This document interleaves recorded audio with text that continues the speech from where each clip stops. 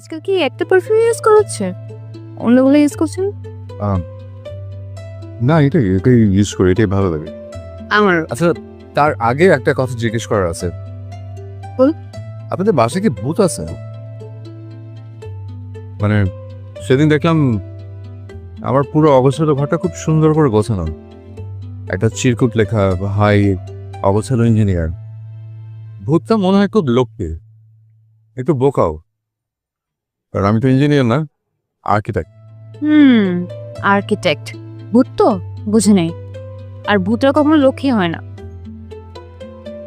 ভূত তো আছে কিনা জানি না, তবে পরী অবশ্যই আছে। পড়ি পরী। পরীরা লক্ষ্মী হয়, আর যাদের ভালো লাগে তাদের রুম গুছিয়ে